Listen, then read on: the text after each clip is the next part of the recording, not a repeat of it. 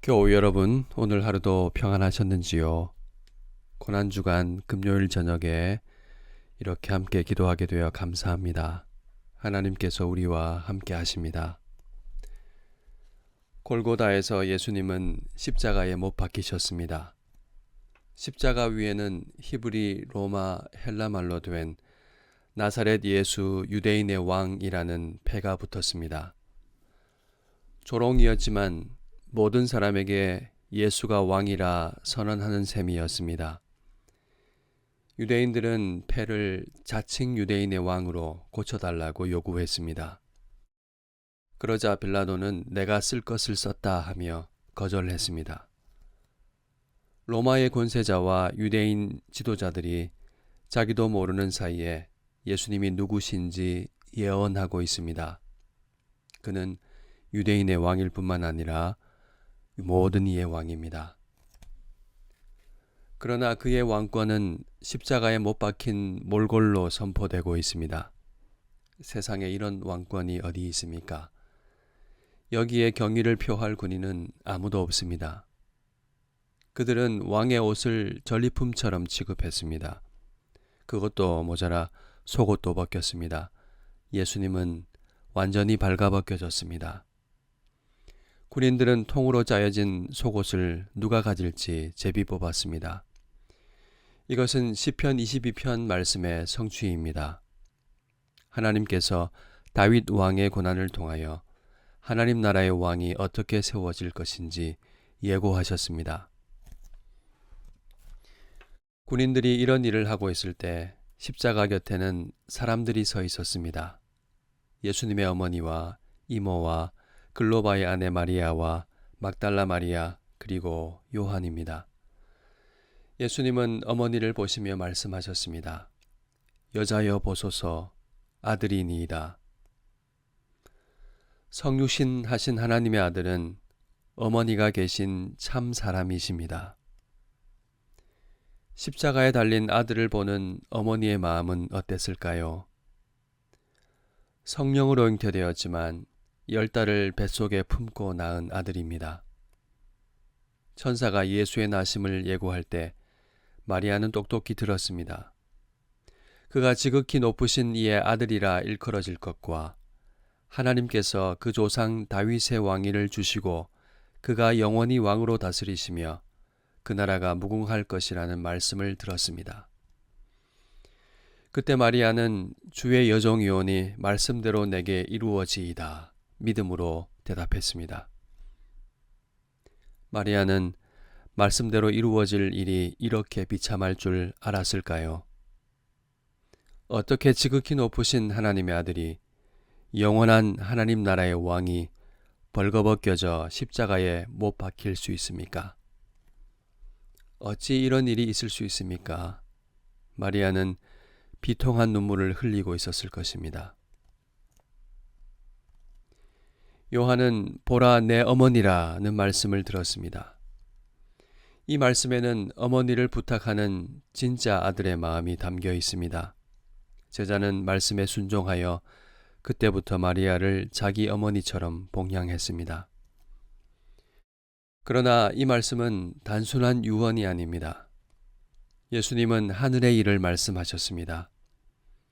이 말씀은 장래의 믿음으로 거듭나 하나님의 자녀가 될 현실을 가리킵니다. 주님께서 요한을 형제라 부르시기를 부끄러워하지 않으신 것입니다. 주님과 요한이 한 근원에서 난 형제가 되었으니 예수님의 어머니는 곧 요한의 어머니입니다. 예수님은 하나님의 가족이 되는 새로운 공동체, 교회를 말씀하신 것입니다.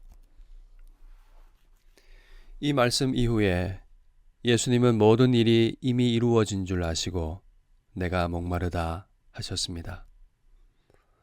이것도 성경의 성취입니다. 말씀대로 군인들이 신 포도주를 적신 해면을 우슬초에 매어 예수의 입에 대었습니다. 예수님은 가나 혼인잔치에서 물로 포도주를 만드셨습니다. 당시의 연회장에 포도주가 떨어졌다고 알린 사람은 어머니였습니다. 아들이 지극히 높은 하나님의 아들임을 아셨기 때문입니다.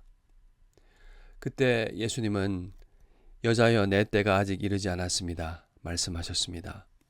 말씀하신 그때는 언제입니까? 바로 지금 십자가에 달린 때입니다. 그러니까 지금이 바로 하나님 아들의 영광을 나타내실 때입니다. 지금이야말로 한마디 말씀으로 최상의 포도주를 만들어 드실 때입니다. 그러나 예수님은 입가에 가져다 대준 싸구려 포도주로 겨우 혀를 적실 뿐입니다. 주님은 전에 이런 말씀도 하셨습니다. 내가 주는 물을 마시는 자는 영원히 목마르지 아니하리라.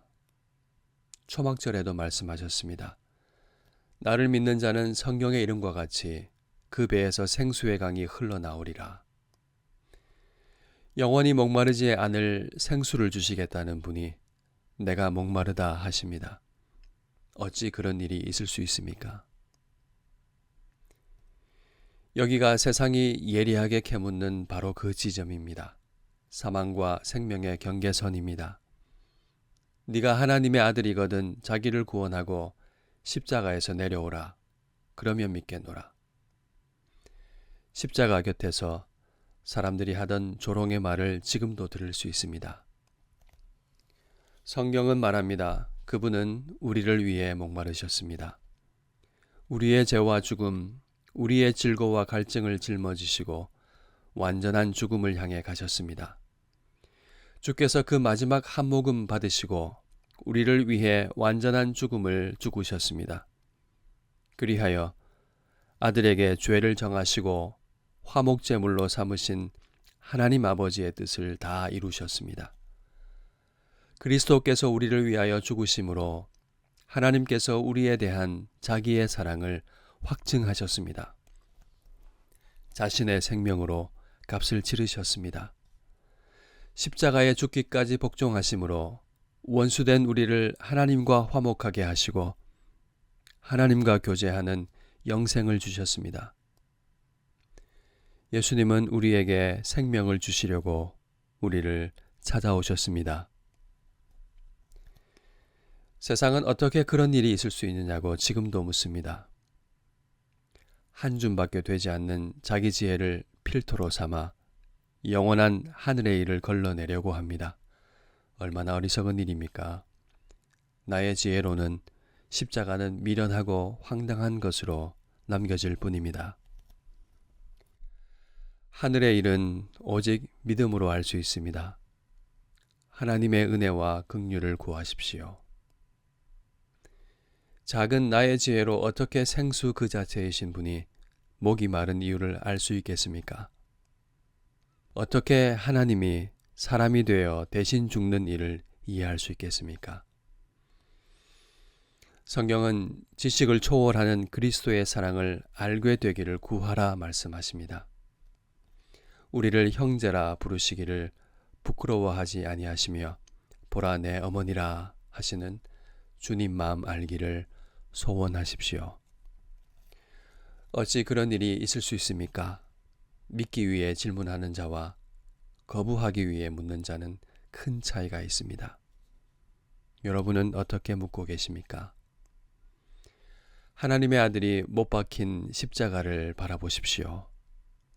이해할 수 없는 십자가에서 하나님은 우리의 구원을 다 이루셨습니다. 영접하는 자 곧 그 이름을 믿는 자들에게는 하나님의 자녀가 되는 권세를 주십니다. 하나님께서 세상을 이처럼 사랑하사 독생자를 주신 것은 그를 믿는 자마다 멸망치 않고 영생을 얻게 하려 하심입니다.